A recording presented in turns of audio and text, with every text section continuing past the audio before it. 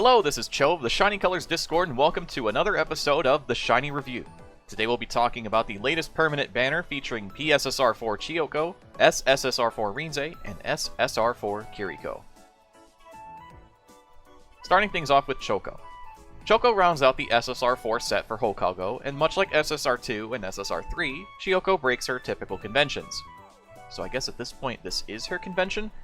Rather than being a dedicated buffer, Chiyoko 4 opts for raw damage, and her passives focus on dual stats for both her visual and vocal appeals. Her memory appeal is particularly interesting in having a vocal 100% buff before the link appeal, which could lead to big damage under the right circumstances. If you feel your vocal or visual teams are lacking damage, or you might just want to try out a vocal buffing center, could check out this Chiyoko. Her roles are fast attacker, she does have priority appeals, she's a potential center, she is definitely a nuker, and she has attention up buffs. Chiyoko's initial skill is a fast visual 3.5 appeal that applies a 50% attention up buff for 3 turns, and links into a visual 3.0 appeal. At max, she unlocks a vocal 5.0 appeal with a 50% attention up for 3 turns, and links into a vocal 3.0. Her 1-star passive is a vocal visual 30% up as well as attention 30% up if the turn count is 3 or later, has a 20% chance to activate twice. Her 2-star passive is a vocal visual 50% up and attention 50% up if the turn count is 4 or earlier, 20% chance to activate twice. At 3-star, she gains a vocal visual combined 100 uncap, so 100 vocal 100 visual in one spot, and at 4-star she also gets an additional vocal 100 uncap. Her memory appeal when maxed out is a vocal 100% buff for 2 turns, and links into a vocal 3.0 appeal. For recommended supports, Meguru takes the top priority to work in tandem with Chiyoko's passives. Otherwise, focus on improving your vocal and visual stat as much as possible if you want to take the dual stat build. If you find yourself wanting not to split stats, you can do a single stat focus instead, like typical. SR Meguru can assist in damage by providing the damage amp appeal, if you do not have or wouldn't want to use the limited SSR Meguru. I don't know why you wouldn't, but, the option is there. Here we just have several vocal and visual SSRs that are all very good for their own reasons and gel well with this Chiyoko. For recommended teammates, we have 2, a vocal and visual Hokago variant. Chiyoko does actually find a place in vocal Hokago as a new damage unit. Functionally, she would be the same as Natsuha 2, so she might feel more useful to players than buffing, but it is a little bit of a gamble. Chiyoko is also easy visual access for aspiring visual teams, since her appeal only requires her to be 0 stars. So the vocal team has Chiyoko at the front, but you could also choose to have Jury 2 as your center, also opting for maybe Jury 1 if you want another fast appeal, between Kaho 3 and Kaho 2 depending on how you feel about your vocal damage, Natsuha 2 because she's the only vocal Natsuha, and the SSR4 Rinze.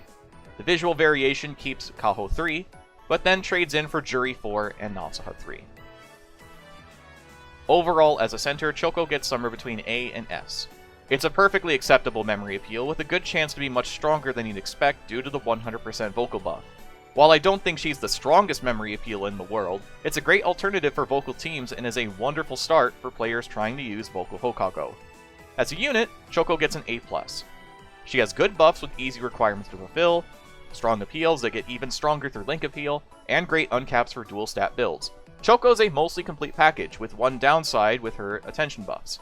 While it's hard to justify pulling for her with a limited banner coming up, she might be a unique pick for aspiring Hokago players, and because she's Chiyoko, she'll find utility on other teams as well. Next we have Rinze, the new dance Hokago support. Rinze sports Talk Show Mastery Dance, which will help in team building along with her stamina support. Much like the new wave of SSR supports, her support appeal scales as she levels up, improving upon a 3-turn dance buff to make use of in auditions. She's good for general dance use, and even better for teams planning on using Rinze. If you missed out on Sleepover Baby Jury, this Rinze has some very similar merits. You will need to get her to 75 to get the most out of her dance mastery, however. Her unique skill is Talk Mastery Dance, which reaches plus 16 at level 75, otherwise is plus 10 at 65, and plus 6 at 55. Her other abilities include Stamina Support, Rest Boost, and Promise Recovery, and her TFD idea is Dance.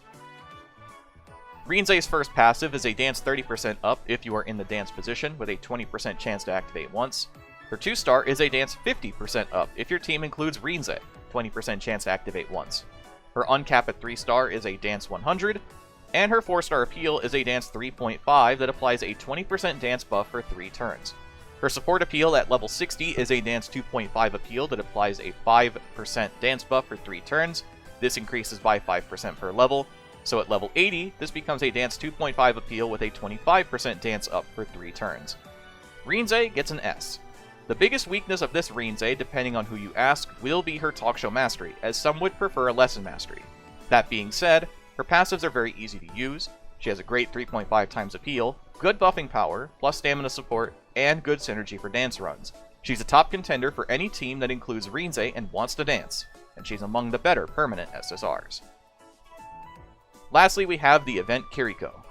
Probably the weakest SR support we've gotten in the last half year when it comes to support skills.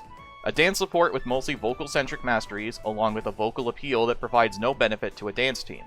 The big saving grace of this Kirikou is her enmity passive at 2 stars, and it's fairly competent for being a free unit. She's good as a guest for blossoming dance enmity teams, otherwise this card is here to provide you with important Antika and Kirikou story content.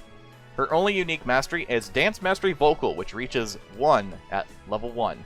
Otherwise, she includes Stamina Support, Rest Boost, and Promise Recovery, and her TFD idea is Dance. Kirikou's first passive is a Dance 12% up if you're in the dance position, 30% chance to activate once. Her 2-star passive is a Dance 40% up if your mental is 49% or less, 30% chance to activate once. Her 3-star passive is a Dance 50 uncapped, and at 4 stars she gains a Dance 2.0 appeal that applies an attention 5% down buff on yourself for 2 turns.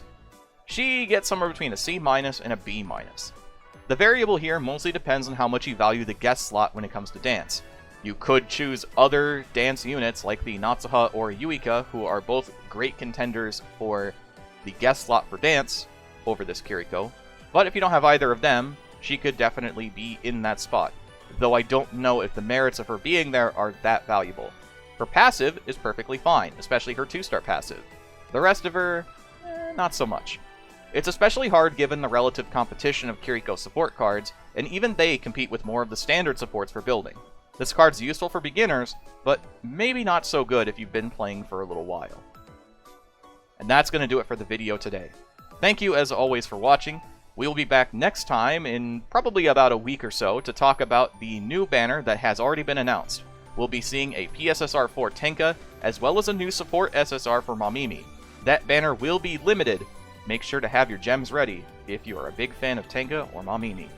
So, till then, I've been Cho, thanks for watching, and have a wonderful rest of your day.